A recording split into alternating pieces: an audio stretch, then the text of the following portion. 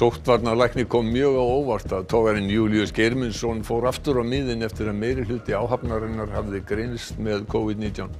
Þetta kom fram í sjóprófi á Ísafirði í dag þar sem 15 manns báru vitni. Forsvarsmenn AstraZeneca sem kynntu nýtt bóluefni gegn COVID-19 í morgun vilja hefja bólusetningu í desember. Yfirlæknir og prófessor í smitsjúkdómum við Háskóla Íslands segir fréttirnar fagnaðarefni. Ekki náðist samkomulag á fundi samninganefndar flugvirkja og ríkisins í dag. Engin björgunarþyrla verður tiltæk í vikulok þar sem ekki hefur verið hægt að sinna reglulegri viðhaldsvinnu. 100% aukning í innlendum pakkasendingum í þessum mánuði vegna mikillar netverslunar. Framkvæmdastjóri hjá Póstinum segir jólatörnina löngu byrjaða og skila þurfi pakkum fyrr inn ef þeir eigi að berast á réttum tíma. Slökkviliðsstjórinn á Akureyri vill að stjórnvöld komi í ríkari mæli að endurbótum á gömlum húsum.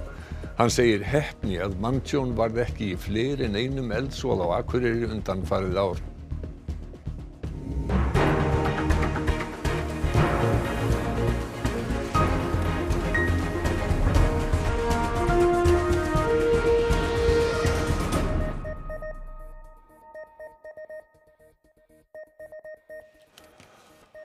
Gott kvöld.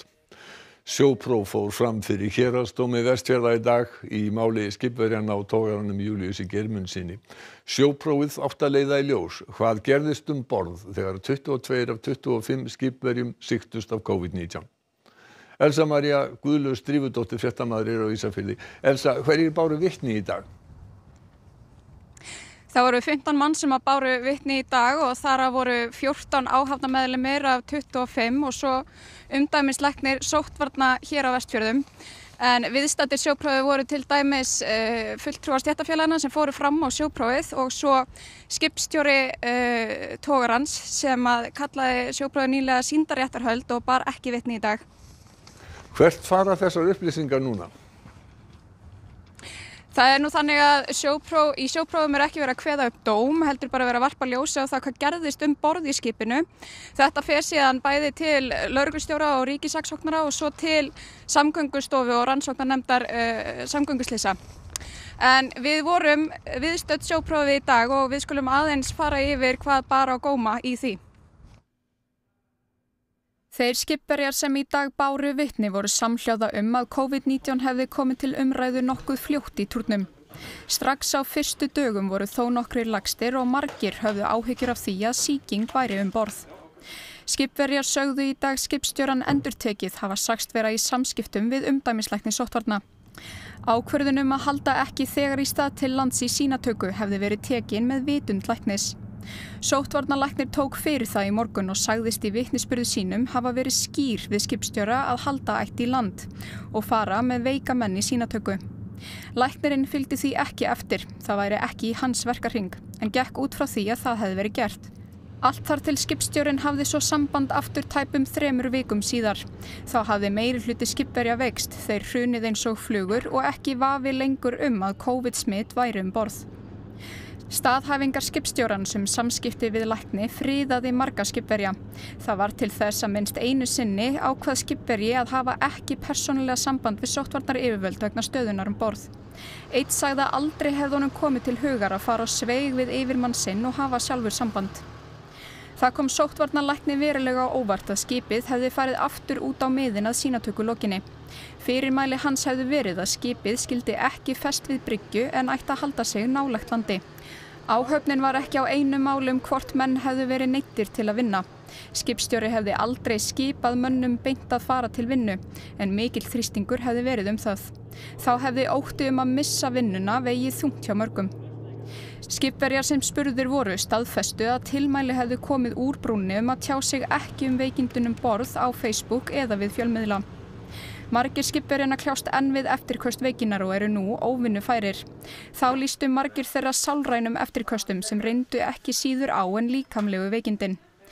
Þá enn margt á huldu samskipti skipstjóra við útgerðina. Einn skipverja sagðist til dæmis gruna að hún hefði tekið fram fyrir hendur skipstjóra í ákvörðunum. Já, þetta nú ansi flókið mál og margt sem hefur komið upp í því. Við skulum aðeins fara yfir tímalínuna í þessu máli. Það var 19. október sem fyrst var greint frá því að meirihluti áhafnar frystiskipsins Júlíusar Geirmundssonar sem gerður út af hraðfrystihúsinu Gunnvöru á Ísafirði hefði greinst með COVID-19. Skipið hafði þá verið á veiðum í 3 vikur og nokkrir í áhöfn verið með flensueinkenni. Daginn eftir fór sýnataka fram og þá kom í ljós að 19 af 25 skipverjum voru smitaðir. 21. október sendi útgerðin frá sér yfirlýsingu þar sem kom meðal annars fram að í ljósi þeirrar vitneskju sem þá lægi fyrir hefði átt að kalla skipið fyrr til hafnar og senda alla í áhöfn í skimun. 22. október fengu sjómennirnir að fara í land og þann sama dag kom í ljós að smitin voru orðin 22. Þá kom fram í yfirlýsingu sjómannasambandsins að útgerðin hefði hafnað ítrekuðum beiðnum sóttvarnalæknis að koma í land vegna veikinda skipverjanna. 23. október var greint frá því að sumir í áhöfninni hefðu verið alvarlega veikir með háan hita og öndunarörðugleika. Þann sama dag sagði Verkalýðsfélag Vestfirðinga að skipverjum hefði verið haldið nauðugum og veikum við vinnu á sjó á meðan sýking herjaði á áhöfnina. 24. október steig fyrsti skipverjinn fram og sagði meðal annars að erfitt hefði verið að horfa upp á þá veikustu. Það alvarlegasta var að halda mönnum nauðugum við vinnu á meðan að þeir voru veikir. Daginn eftir þetta viðtal sagði Einar Valur Kristjánsson framkvæmdastjóri Gunnvarar að fyrirtækið hefði gert þau regin mistök að hafa ekki samband við Landhelgisgæsluna þegar veikindi komu upp borð.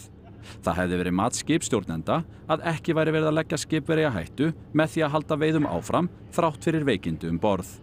Þann sama dag sagði sjávarútvegsráðherra vera sleginn vegna málsins. 27. október hóf lögreglan á Vestfjörðum sakamála rannsókn á málinu. 27. október tóku 5 stéttarfélög sig saman að kæra skipstjórann og útgerðina. Daginn eftir lauk svo skýrslutökum. 17. nóvember lýstu skipverjar yfir vantrausti á skipstjórann og kröfðust þess að hann hætti störfum borð í togaranum. Og í dag fóru svo sjópróf í málinu fram. En hjá mér hann Bergvin Eyþórsson, varaformaður Verkalýðsfélags Vestfirðinga, sjóprófsbeiðendur. Bergvin, hvað fannst þér svona einkenna sjóprófið í dag? Já, það stóð náttúrulega upp úr að strákarnir mættu og sögðu sína sögu bara eins og upp var lagt með. Að við undirbyggum þá ekkert fyrir þetta, bara báðum þá að koma og segja sannleikann og það bara gekk gríðarlega vel. Þetta voru 14 skipverjar sem báru vitni í dag. Voru einhverjir sem beinlínis báðu að bera ekki vitni? Já, það voru 2 sem báðust undan því en það í rauninni frekar lítið á svona stórum hóp. Og sér í lagi þar sem að þetta náttúrulega alvarlegt mál og menn eru kannski hræddir afkomu sína í kjölfar svona.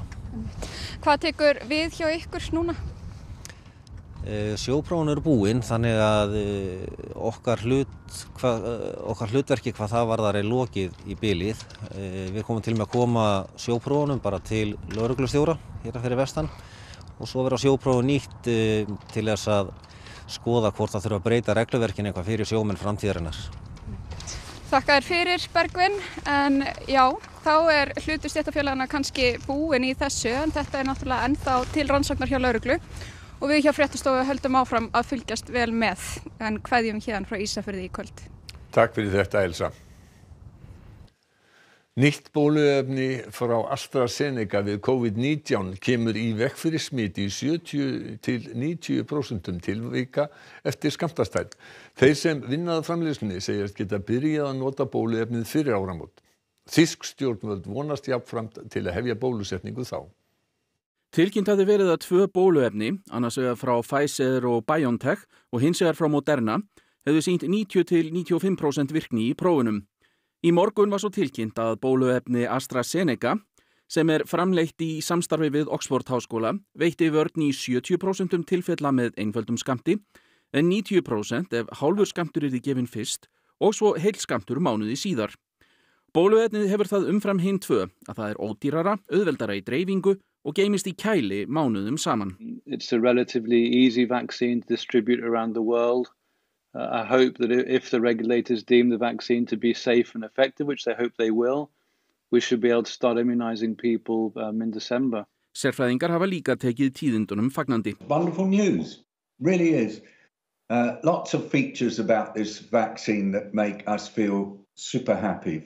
In the UK, I think the next step will probably be something like an emergency use authorization, which means that it can be used, but everybody who takes it needs to be kept under proper scrutiny for a period of time, just to check for side effects. Og fleiri jákvæð tíðindi berast bólusetningar. Því nú unnið að því að bólusetning geti hafist í Evrópu fljótlega eftir áramót, jafnvel fyrr. Es gibt begründeten Anlass auch dort dafür anzunehmen, dass wir spätestens Anfang nächsten Jahres mit dem Impfen beginnen können, vielleicht sogar schon Ende diesen Jahres. En casi cualquier escenario razonable, una parte muy sustancial de la población podrá ser vacunada con todas las garantías a lo largo del primer semestre de 2021. Koronaveirusmitum heldur áfram að fækka hér á landi en 3 greindust í gær. Yfirlæknir og prófessor í smitsjúkdómum við Háskóla Íslands fagnar nýjustu fréttum þróun bóluefnis. Mikilvægara sé að hafa fljótlega aðgang að bóluefni sem virkar vel, heldur en að hafa seint og síðar meira aðgang að bóluefni sem að virkar fullkomlega. Nú eru aðeins 198 í einangrun vegna COVID-19 og 220 í sóttkví. 45 eru á sjúkrahúsi og þar af eru 2 á gjörgæslu. Af þeim 3 sem greindust í gær voru 2 í sóttkví. Það sóttvarnar aðgerðir sem nú eru í gilda til 1. desember. Sóttvarnalæknir mun á næstu dögum skila tillögum til ráðherra breytingar sem munu gilda til áramóta. Á fundi almannavarna í dag sagði sóttvarnalæknir að almenn bólusetning væri lykillinn út úr faraldrinum og miðað við fréttir dagsins af þróun bóluefnis AstraZeneca gæti biðin farið að styttast verulega. Það náttúrulega mikið fagnaðarefni að sjá 3 bóluefni núna á stuttum tíma sem öll sýna ágæta vörn. Þetta bóluefni sem hefur verið mikið beðið eftir. Það má segja að það valdi samt sem áður ákveðnum vonbrigðum að virknin skuli vera heldur lakari við fyrstu sýn heldur en í hinum 2 sem fjallað hefur verið en engar síður virðist virknin vera góð. Hægt sé að ná fram 90% vörn með bóluefninu ef rétt staðið að málum. Efnið eitt þeirra sem íslensk stjórnvöld hafa tryggt sér aðgang að. Ég held að tíminn skipti hér ansi miklu máli. Það vitaskuld mikilvægt á tímum þar sem faraldur geisar að hafa aðgang að bóluefni sem virkar vel heldur en að hafa aðgang seint og síðar meir að bóluefni sem virkar fullkomlega ef faraldurinn þá yfirstaðinn. En hvenær verður hægt að byrja að bólusetja hér á landi miðað við þær upplýsingar sem liggja fyrir? Það talað að þessi bóluefni verði mögulega komið með leyfi frá eftirlitsaðilum í kringum áramótin og þannig að ég vonast til þess að það verði hægt að hefja bólusetningar mjög fljótlega í kjölfar þess. Jólatörnin löngu byrjuð að sögn framkvæmdastjóra hjá Póstinum. Mjög mikil aukning eða 100% í innlendum pakkasendingum í þessum mánuði vegna mikillar netverslunar. Mun fleiri kaupa jólagjafirnar á netinu í ár vegna faraldursins. Starfsfólk vöruhúsa keppist við að koma pöntunum út og virða á sama tíma samkomutakmarkanir. Þetta náttúrulega svakaleg áskorun og við erum að vinna núna á sólarhringsvöktum hérna í vöruhúsinu af því að við komum bara 10 manns fyrir í einu til þess að pakka og tína pantanir. Vegna álagsins tekur lengri tíma að fá vörurnar í hendurnar. Við erum kannski að reikna með 3 til 5 dagar þar sem við erum að taka sama pantanir og svo náttúrulega bara fer eftir hvað fólk velur sem afhendingamáta hvenær það fær pöntun í hendurnar. Þetta tekst allt fyrir jól? Þetta næst allt vel fyrir jól. Það var engin spurning. Það hefur verið handagangur í öskjunni hjá starfsfólki Póstsins síðustu vikur. Í nóvember stefnir í að það verði 100% aukning á milli ára í innlendum pakkasendingum. Törnin sem við skilgreinum sem jólatörn, hún löngu byrjuð. Hún byrjaði þarna í kringum, í byrjun nóvember, svo kom þarna Singles Day að 11.11. Og vikan eftir það var mjög stór og í rauninni það bara þannig að núna eru allir dagar stórir. Þannig að þetta mikið álag á starfsfólki hjá okkur. Síðasti skiladag fyrir pakka sem senda á til landa utan Evrópu í lok vikunar, samanborið við 10. desember í fyrra. Og fyrir Evrópulönd 7. desember, samanborið við 13. desember í fyrra. Þessar flugsamgöngur og flutningar til og frá landinu eru stopulir. Þannig að til þess að tryggja það að þetta komist fyrir jól þá mikilvægt að vera snemma allavega þetta árið. Það eru þó ekki allir sem klára jólagjafakaupin á netinu. Vegna samkomutakmarkana hafa raðir myndast fyrir utan verslanir og ljóst að margir láta frostið ekki stöðva verslunarleiðangurinn. Nei, ég átti nú erindi niður í bæ í öðrum erindagjörðum ákvað hlaupinn að leita jólanáttutum á 7 og 9 ára dætur mínar. Ertu að versla meira á netinu fyrir þessi jólin áður? Ég versla yfirleitt mikið á netinu þannig að svona bara svipað. Samt ágætt að bregða sér á heimaskrifstofun líka aðeins út. Ekki náðust samkomulag á fundi samninganefnda flugvirkja og ríkisins hjá ríkissáttasemjara í dag. Nýr fundur hefur ekki verið boðaður. Engar björgunarþyrlu Landhelgisgæslunnar verða tiltækar á fimmtudag og föstudag, þar sem ekki hefur verið hægt að sinna reglulegri viðhaldsvinnu. Flugvirkjar hjá Landhelgisgæslunni hafa verið í verkfalli frá 5. þessa mánaðar. Deilan snýst tengingu samningsflugvirkja Gæslunnar við samning flugvirkja Icelandair, en ríkið hefur gagnrýnt þá útfærslu. Samninganefndir deiluaðila funduðu hjá ríkissáttasemjara í rúmar 5 klukkustundir í dag án árangurs.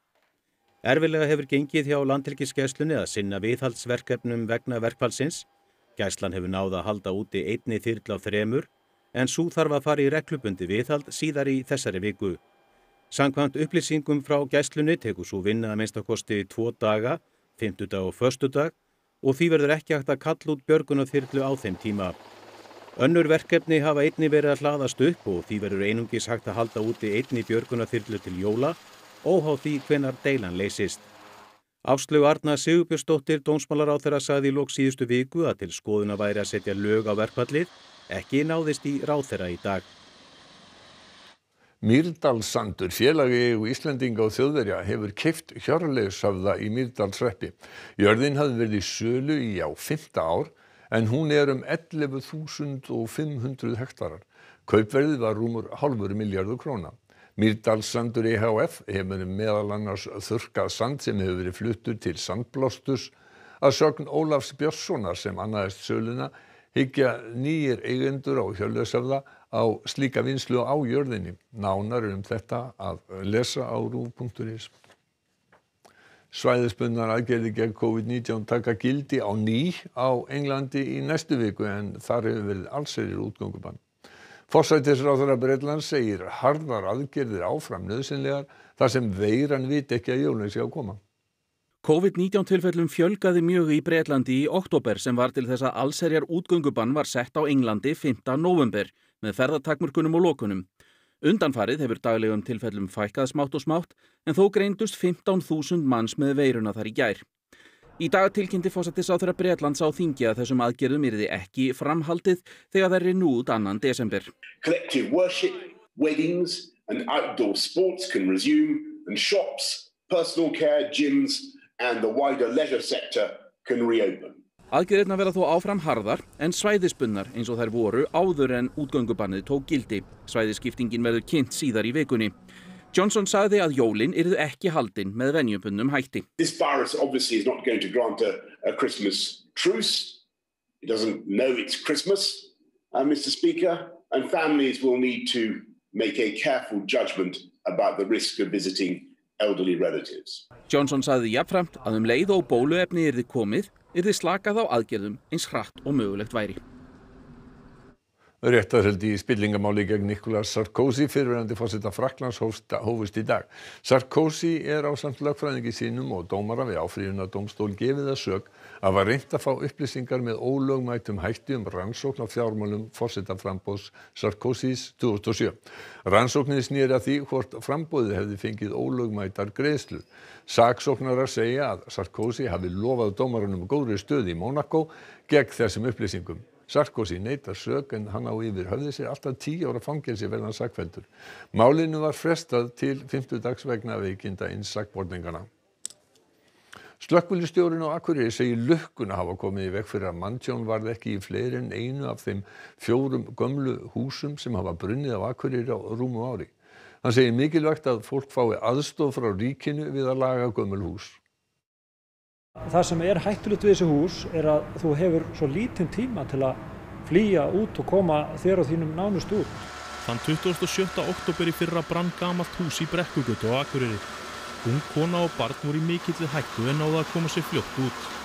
Ég vil bara fríka út og hlaup niður og byrja að banka á neðri hæðina hjá mér, fólki sem býr fyrir neðan mig, og það svarar enginn. Og þá hleyp ég aftur upp að því að barnið mitt uppi og næja hana, og þá bara allt orðið fullt af reyk. 2 vikum síðar kviknaði í gömlu húsi við Sandgerðisbót. 2 voru í húsinu sem rekið var sem búsetuúrræði hjá Akureyrarbæ. Þeir náðu að koma sér út af sjálfsdáðum og voru fluttir á slysadeild. Aðeins 11 dögum síðar brann gamalt timburhús við Norðurgötu. Íbúar 2 íbúða hússins komu sér út áður en húsið brann til grunna. 4. eldsvoðinn var svo í Hafnarstræti þegar hús gjöreyðilagðist. 67 ára maður fannst meðvitundalaus í húsinu og var fluttur með sjúkraflugi til Reykjavíkur þar sem hann lést.